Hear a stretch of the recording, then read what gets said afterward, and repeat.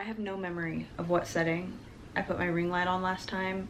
I don't even know if it looked good. I don't know if it looks good now. We're just gonna go. If you're surprised that you have another video for me so soon, I just want to say, I'm gonna start off by saying something that is not on this list, but is more important than anything else that I'm gonna say today, is that there is so much power in deciding that you're gonna do something. I decided I make YouTube videos now.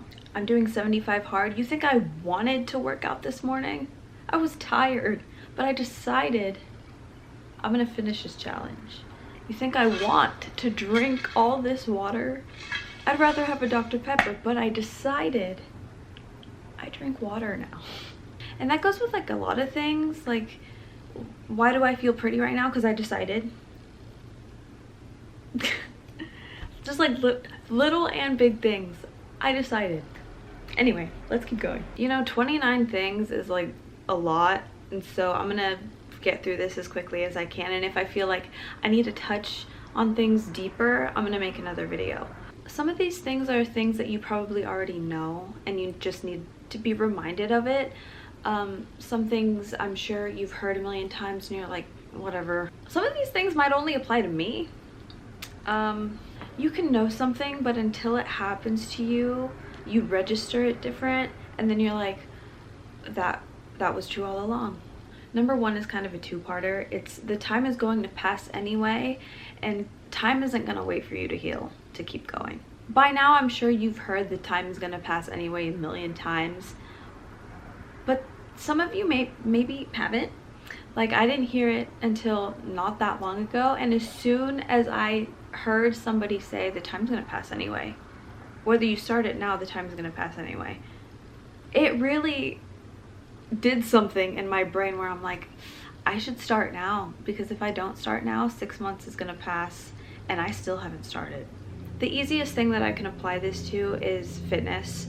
Let's say you see somebody's transformation and they're like, it took a year for me to get this body, and you're like, a year is a long time. Whether you get up and go to the gym or you sit there and wish that you looked like that, the time is gonna pass anyway. So what are you gonna do with that time? The time does not wait for you to heal thing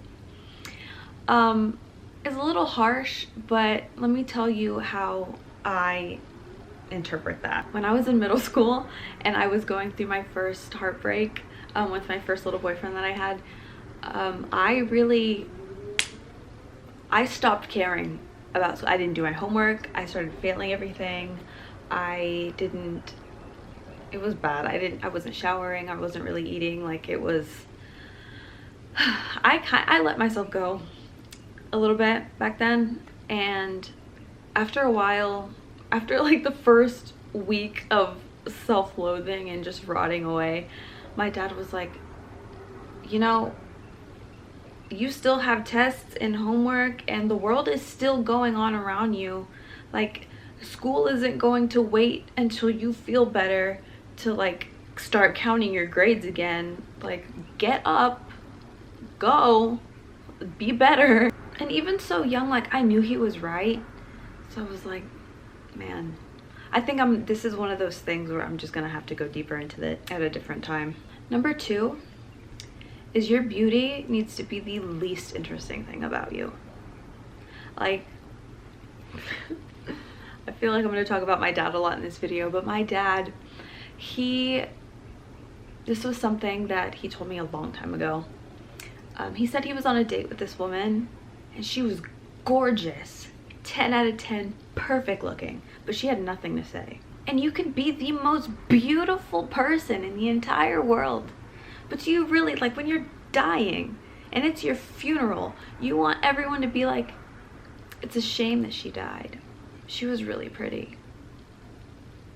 And I know beauty is really like emphasized and pushed on us from childhood, like fresh out the womb. If you're not like the perfect looking baby, it's like your baby's ugly.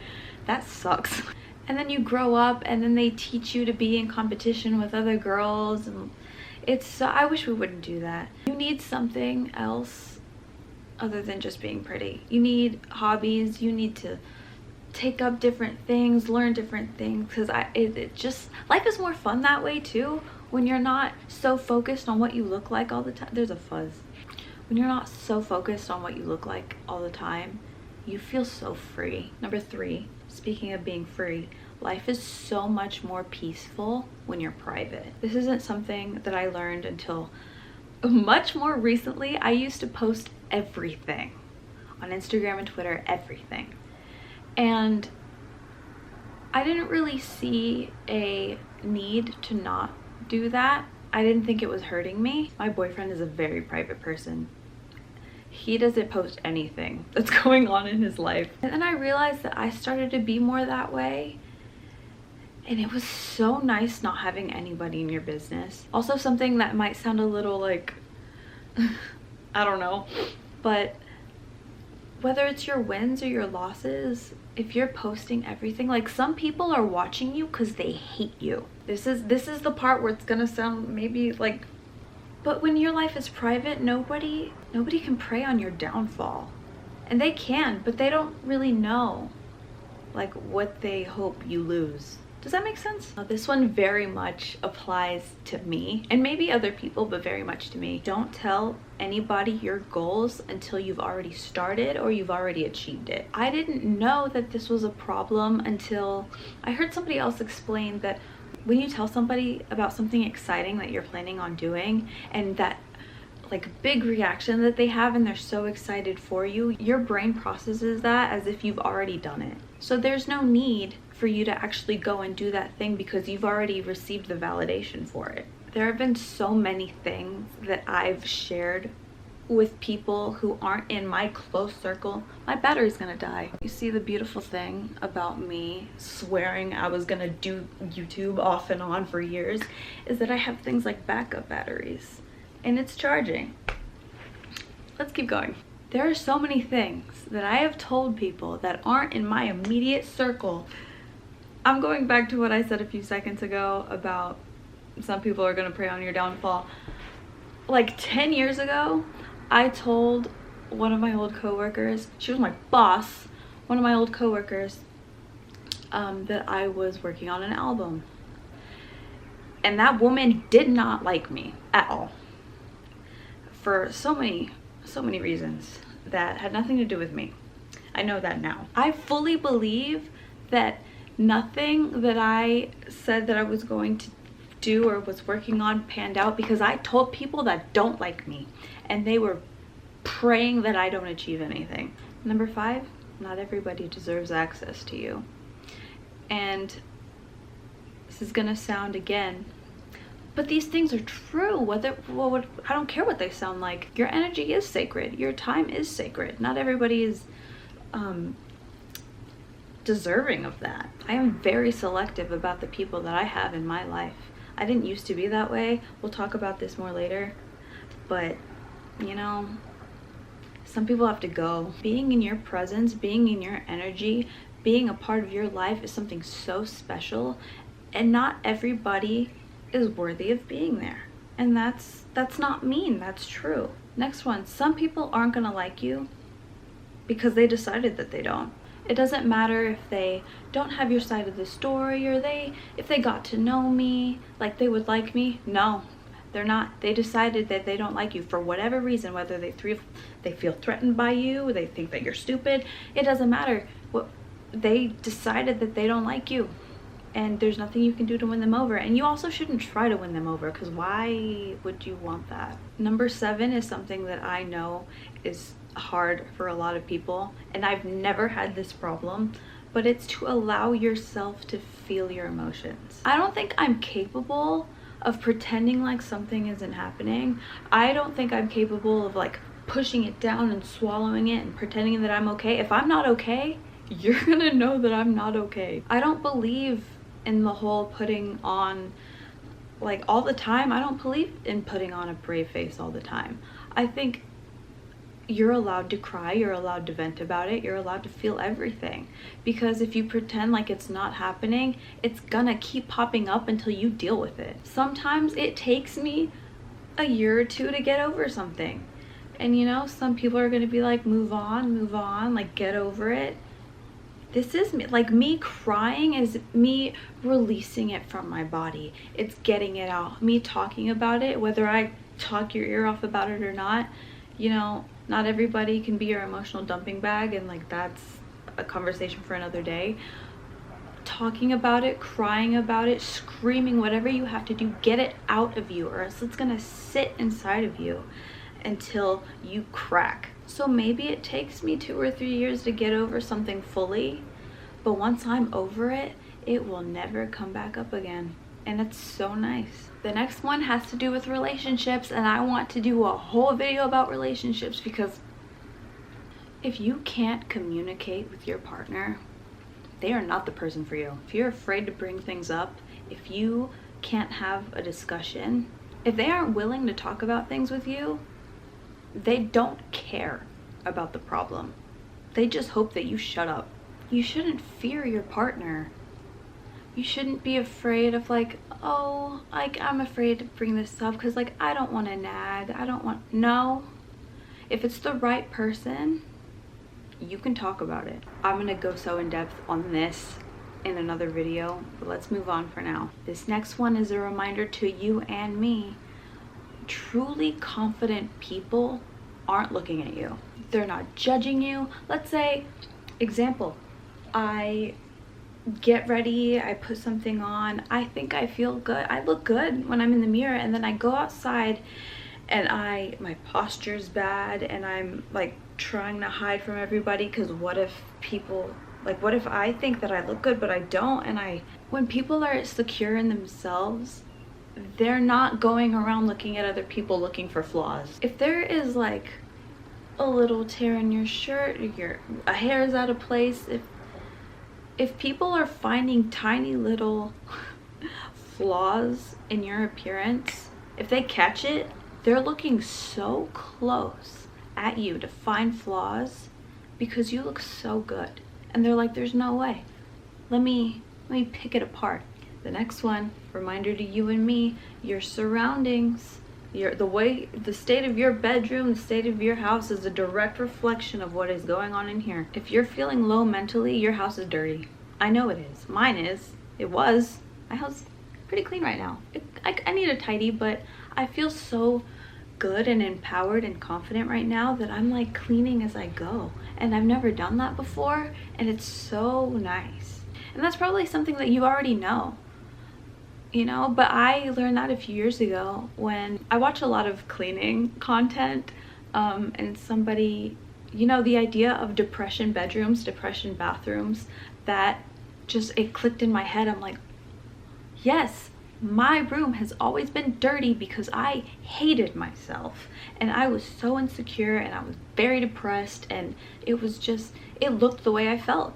We gotta work on that. The next one, and I wish somebody told me this like 5 years ago, exes usually only come back to see if you're still stupid. It's very rare that somebody circles back around because they actually care about you. They only come back to see if they still have access to you and if they can keep getting away with what they got away with the first time. And that's all I have to say. Argue with yourself. I'm not going back and forth. Talking about my dad again, talking a little bit about delusion again, but my dad has always said you deserve what you settle for. And the first time he said that, I was a child. He didn't say it to me, but he said it in conversation with somebody else, and I was like, oh, okay.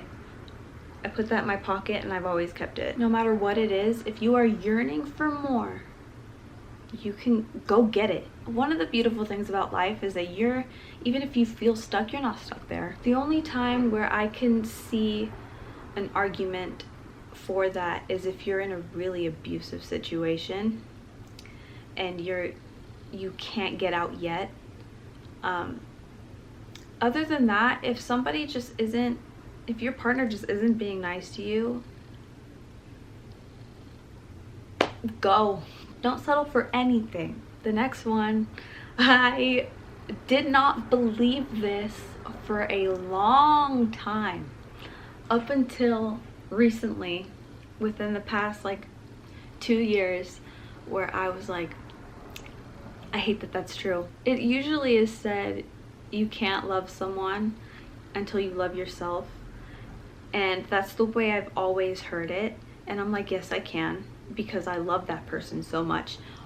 What I learned is that if you don't love yourself, you're not going to accept the love that somebody is giving you, because you're not going to believe it. Because why would they love you? It wasn't until I took a really close, deep internal look at myself where I noticed that, you know, a lot of things fell apart, friendships or romantic love, where I wasn't accepting good behavior because I didn't think I deserved it.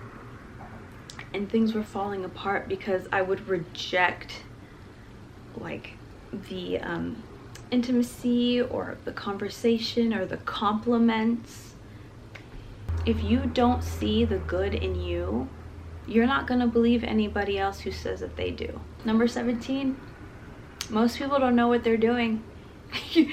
They're figuring it out as they go, and you know, you don't have to be perfect to start something, and you just have to do it anyway. The people who look like they have it all figured out, most of them, if not all of them, are really just taking it day by day and just giving it the best that they can, but they don't actually know what they're doing. So this one kind of ties into the next one, where you don't have to be perfect at what you're doing when you start. This video isn't perfect. And the next one is, if people are going to laugh at you, let them. Let people laugh at you. People are probably laughing at me right now for doing this. You know, it's not gonna be funny anymore when what you're doing starts working, because then they're gonna claim that they were with you the whole time. But you don't get to reap the benefits of my successes when you spent the entire beginning of my career laughing. That's not just for me, that's for you too. The next one is another relationship one. You have to have a life outside of your partner. I don't believe in the whole making your partner your entire world and that's the only thing you care about. I was like that for a long time, and that's why I got stuck, and that's why I haven't achieved a lot of the things that I said that I was going to do by the time I am right the age that I am now, because I let my partners consume everything about me. To me, for me, the most attractive thing is somebody that has something going for them. I guess this is more so for people who live with their partners. Like if your person wants to, you hear a lot with like people who are upset that their boyfriend is playing a video game all the time. That's perfect for me, because sometimes I don't feel like talking. You know, the time that they are spending doing something for them, go do something for you, please. While they're doing that, you can learn more about something like a field that you really want to get into. You could read a book that you bought. I know you have it. You have that book and you haven't finished it. Go read it. Go take a really nice long hot bath with all your scents. Just please do something for you. Have your own hobbies. Fitness is for me, cooking is for me, this is for me, music is mine. You have to have things outside of what your partner is doing, please. Most people who brag about the things that they have don't actually have it. If somebody has money and they really have it, they're not going to tell you about all the money that they have, because it's going to speak for itself.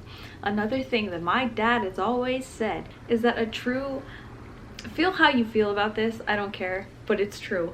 A true alpha doesn't have to tell you that they're the alpha, because you're just going to know. When I lived at home, we would, have dinner and sit on the couch and watch some reality TV show just for fun, Not everything has to be so serious all the time. You see these group of guys and they're arguing about who the alpha in the house is, whatever. My dad says, you notice how the true alpha isn't even in this argument? When people really have something, they don't have to tell you, because you already know. You can see it. The next one, maybe it's just for me. I don't know. I have never regretted being good to somebody and I've always regretted all the times that I've been mean. Relationship, friendship didn't work out. I've never regretted the love that I gave someone, but acting out of character, calling them a name, saying things that I really shouldn't have said, I've always regretted that. The next one, some people aren't gonna like because I don't like it, but when you work on it, it's fine.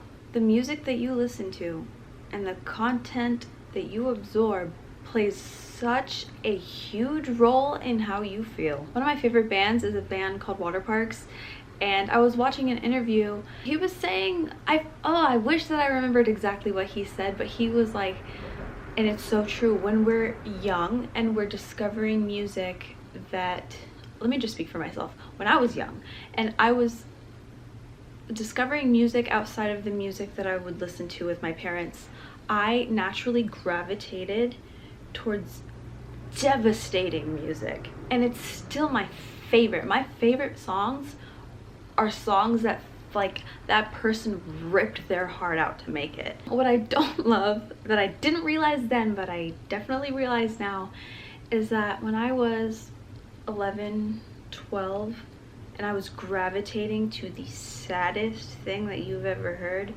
I didn't give myself an opportunity to be a happy person. You know, I think I gravitated towards it because my surrounding, my home life, nothing around me was a positive thing.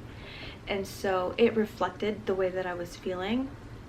And I liked that I felt understood, but it also kept me there. So when I'm 11, and I discovered Bright Eyes and I'm listening to I'm Wide Awake It's Morning, and there are some songs that are like, oh, that one really hurts.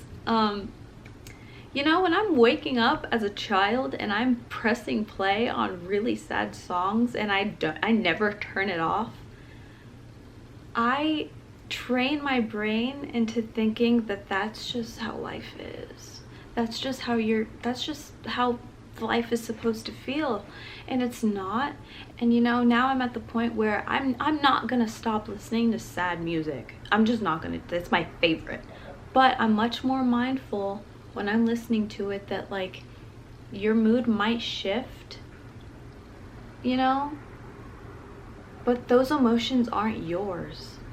You can enjoy the song and appreciate this person's emotions and how they felt when they were making it, but you don't have to live there.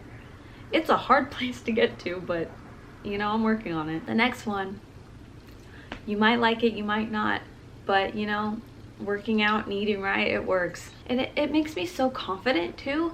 And not because I'm losing weight and being skinny or blah blah. No, before I even see results, I feel so much better about myself because I accomplished something. I feel so good that I did it. And you know, before the number on the scale budges, before you lose inches, whatever, you don't want to step on the treadmill, you don't want to pick up the weight.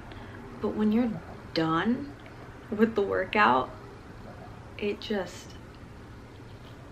like releases all the good chemicals in your brain, and then you just feel so like I did it. And that does so much more for me than seeing the change in my body. The next one, you've heard it before.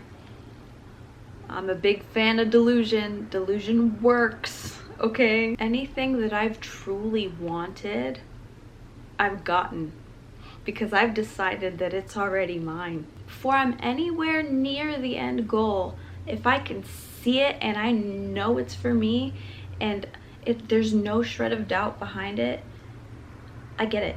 There's never been a job interview that I've gone into that if I really wanted that job, I didn't get it. The only jobs that I didn't get are when I decided that I am not happy at the job that I had, and I didn't care what I got. I just needed to find something else, but I didn't really want what I was going after. If I didn't want it, I didn't get those jobs. Everything that I want, I will get. Even if I don't have it yet, I know that I'm gonna be okay because I'm gonna get it. I'm gonna go get it. Whether that's a person, an item, a job, anything. When you back to the deciding. Even if you're not there yet, when you decide that something is for you and you see it, it's yours. The next one I never really had a problem with until I was like on TikTok all the time. And I would always hear people talking about it, but I never really understood it. And it's that, you know, if you're on social media a lot, you're gonna compare yourself to people, and it's gonna suck the joy out of you. And you know, you really have to train your brain and use social media differently. I use social media now as inspiration and motivation instead of comparison.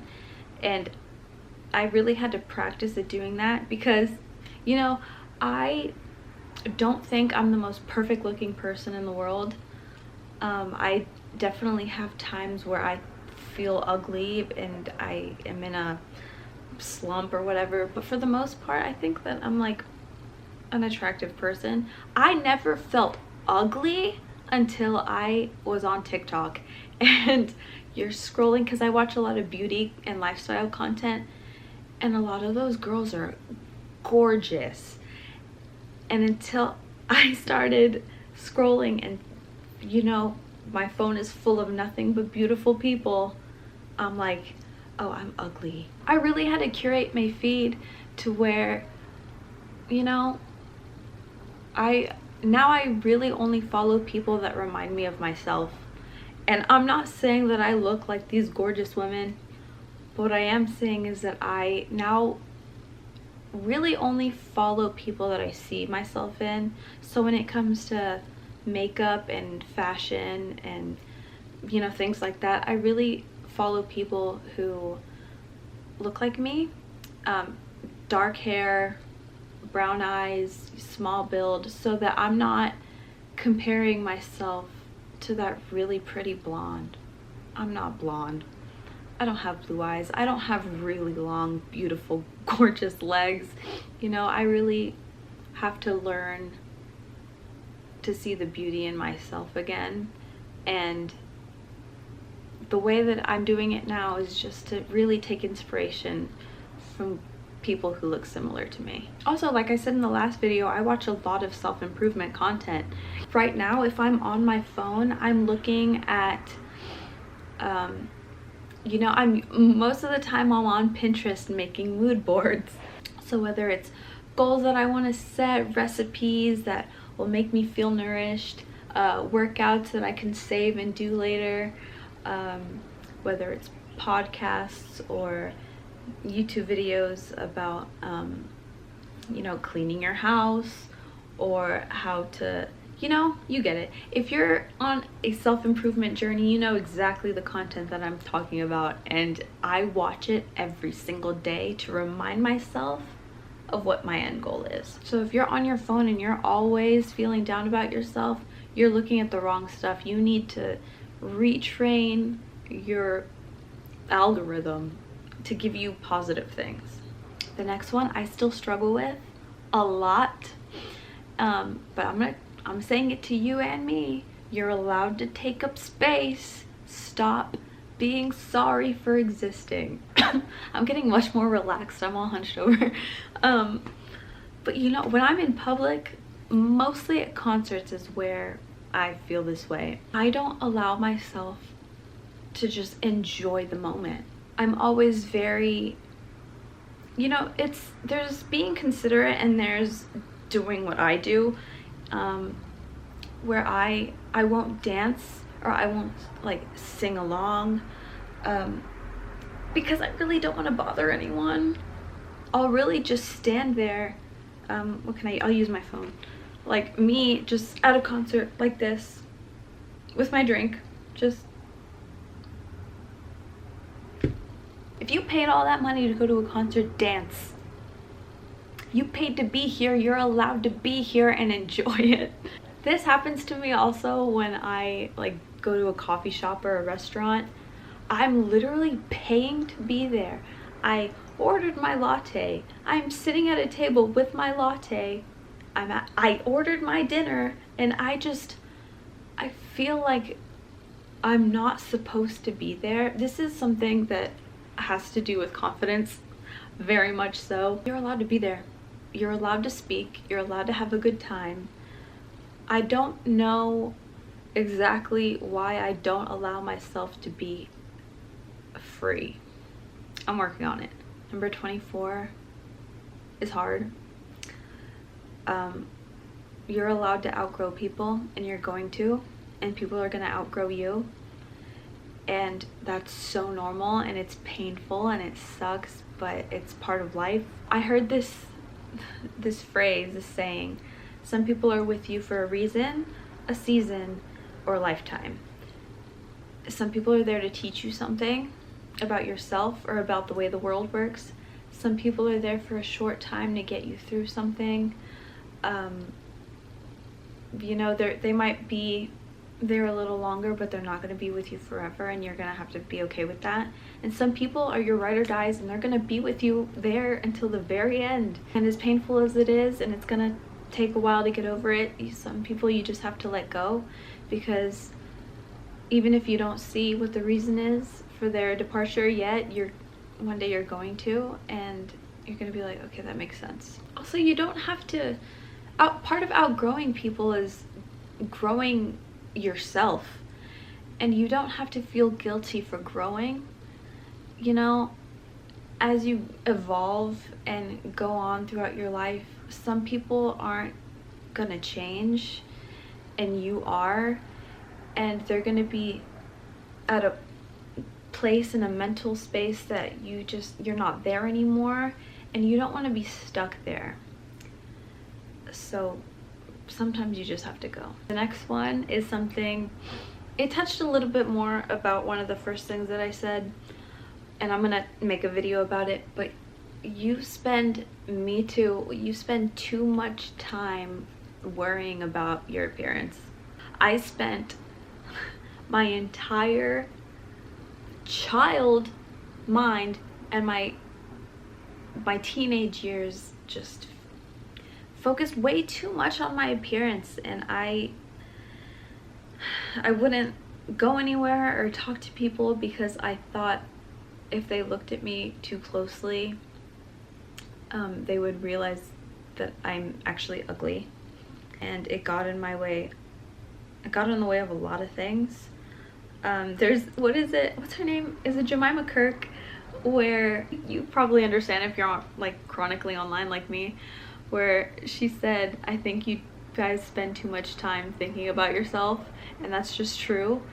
If I can figure out how to put it on the screen, I'll put it here. But if you're that worried about what you look like, you're spending way too much time thinking about yourself when you should be doing other things. 26, if your friends don't celebrate your wins, those are not your friends. Now, that's a little different than, let's say you want to start content creation or you want to start a business. If they're not buying your product or if they're not watching every single video, this is something I had to figure out, and it didn't really make sense until I saw somebody else say it. If they're not watching your content or liking every photo, you know, sometimes your friends aren't your clientele and they're not your target audience. And it wasn't until somebody said that where I was like, that makes sense. However, if you reach a milestone or if you hit a goal and they're not happy for you, they're hoping that you stay down with them. That's probably because, and I don't mean to sound harsh, but some things just sound harsh and they're true. They probably don't have a lot going on themselves, or they wish that they had the bravery that you do, and they wish that they could do the same thing. You have to be very mindful about the people who are clapping for you and the people that aren't. The next one, going back to what I said earlier, but every single relationship that you have, friendship, platonic, romantic, it doesn't matter. Every single person that comes into your life is meant to teach you something. So there's never a time where, let's say you are in a relationship and it doesn't work out. I've never viewed that as a waste of time, because I always, whether it took me a while to see it or not, I always got something out of it, whether it's what you do or don't want. In a friendship or a partner, some people are going to mistreat you and you're not going to notice it, and then somebody really great comes along and you're going to be like, oh, that's why they left, because I was meant for this. So sometimes you're not going to know, and it's going to take you a long time to realize why you went through something. And sometimes for the creatives, it's just to make art out of it. You know, it's to push you out of the slump that you were in and to make you feel so much that you have to make something. Not to bring her up because I bring her up all the time, but Taylor Swift has this song called The Manuscript, and I interpret it as how she felt making the All Too Well film.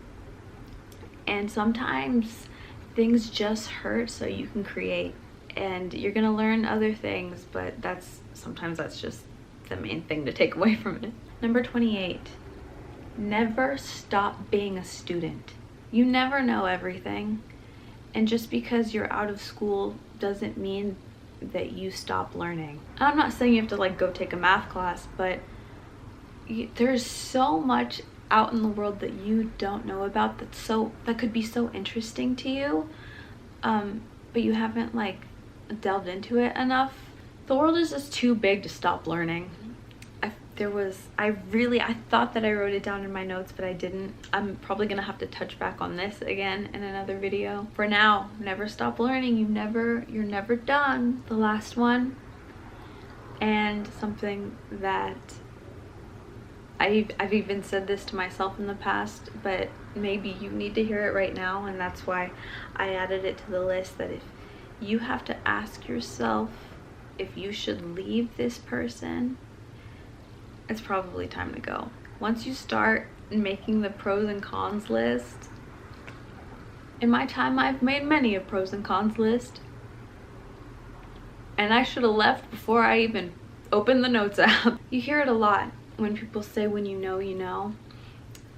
And that's normally, I've always heard it about like, if this person is the right person, you know, and you do know, and it's crazy. If you start questioning it, a lot of the times it's because your body and your brain is trying to tell you you could be so much happier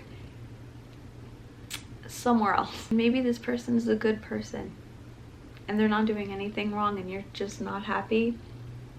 They're a great person for someone else. Breaking up is hard. Having to start over is hard. Being by yourself, for me, isn't hard, but I understand why it could be. But you don't want to give your time. You don't want to waste your time and this other person's time if not all of you is there. Remember how I said that this wasn't going to be a long video and I was going to try to get through this as fast as I could? Well, that was as fast as I could, and I already know that this is still going to be really long, so I hope that you enjoyed this. I'm going to go, and I'm going to see you next week. So I'll see you later. Thank you for listening. Bye.